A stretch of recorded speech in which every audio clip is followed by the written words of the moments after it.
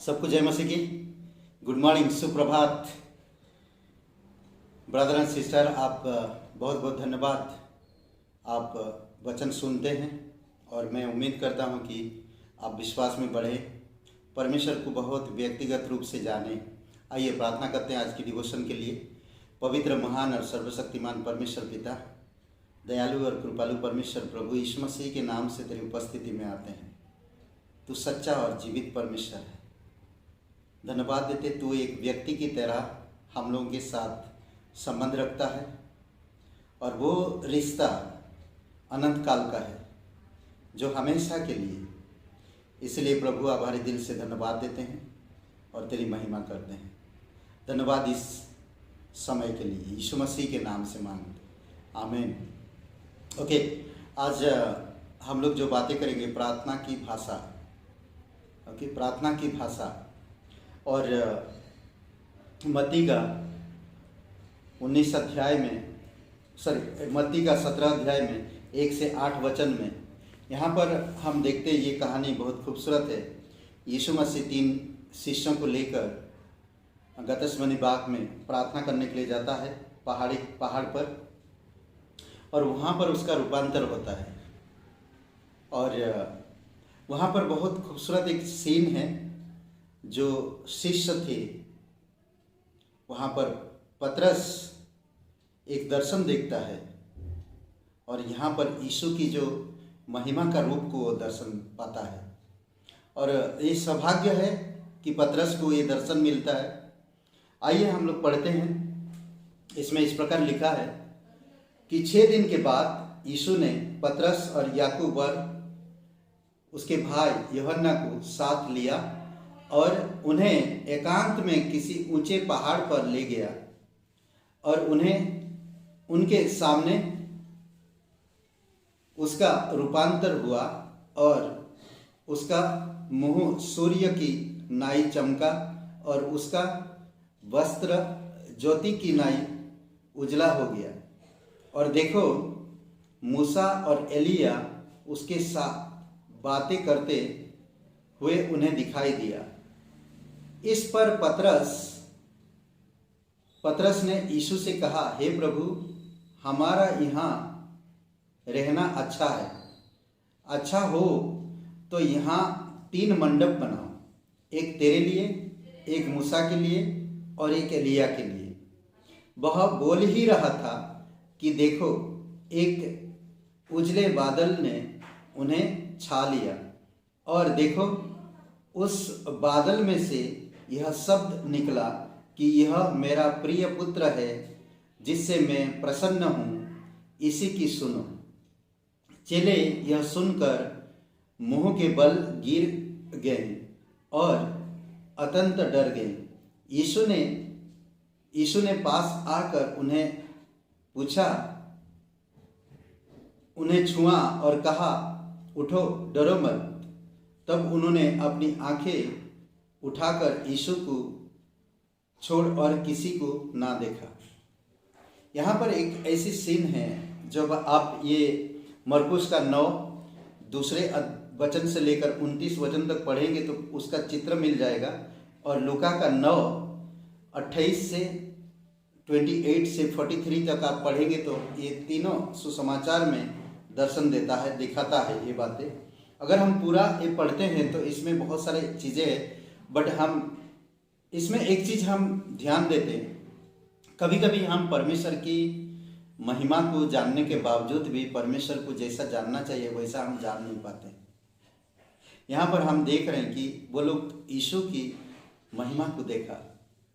यीशु की रूप तेजमय था, रूपांतर हुआ यीशु का, और तीनों ने देखा। और पतरस कहता कि हमारा यहाँ रहना अच्छी बात है, इसलिए हम 3 मंडप बनाते, 3 वेदी बनाते, एक आपके लिए, एक मूसा के लिए, एक एलिया के लिए।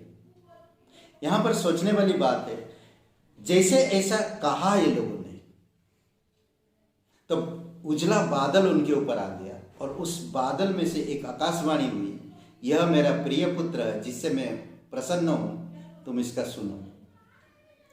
हमें यीशु का सुनना चाहिए।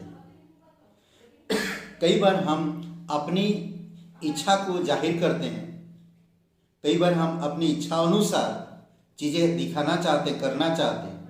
परमेश्वर की महिमा को जानने के बावजूद भी हम परमेश्वर की बढ़ाई नहीं करते, परमेश्वर का आदर नहीं करते, परमेश्वर के अधीन नहीं होते और परमेश्वर की इच्छा को नहीं समझ पाते।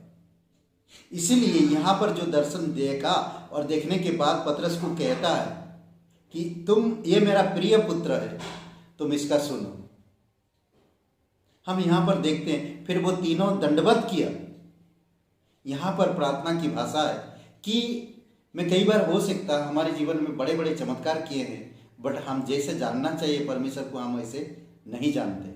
आपसे परमेश्वर को कुछ भी नहीं चाहिए, आपकी उपलब्धियां, आपकी भेंट, बड़े बड़े वादे परमेश्वर को नहीं चाहिए। परमेश्वर को सिंपल आप सिर्फ उसको जानो, उसको सुनो, उसको मानो, उसको समझो। बस यही 4 चीज करना है। उसको सुनना है, समझना है, उसको जानना है और मानना है। ये 4 चीज हमें करना है और कुछ नहीं। वो सच्चा परमेश्वर है।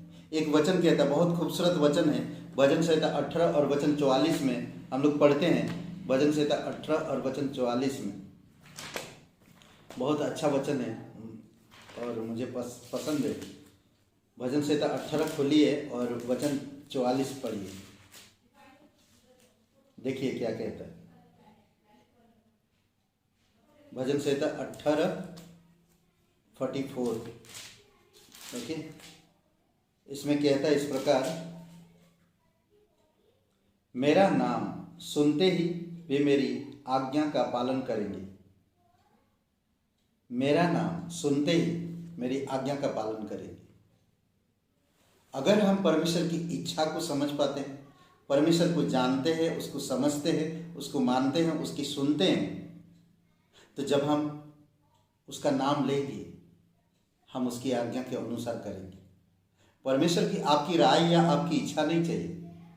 परमेश्वर की सामने आपको दीन होकर, नम्र होकर पुकारने की जरूरत है। यिर्मयाह का 29:12 में कहता, जब वे पुकारेंगे तो मैं उनकी सुन लूंगा। जब वे पुकारेंगे मैं उनकी सुनूंगा। क्यों? इसलिए कि आप उसको जानते हो, आप उससे सुनते हो, आप उसको समझते हो, आप उसको मानते हो, इसलिए वो आपका सुनता है।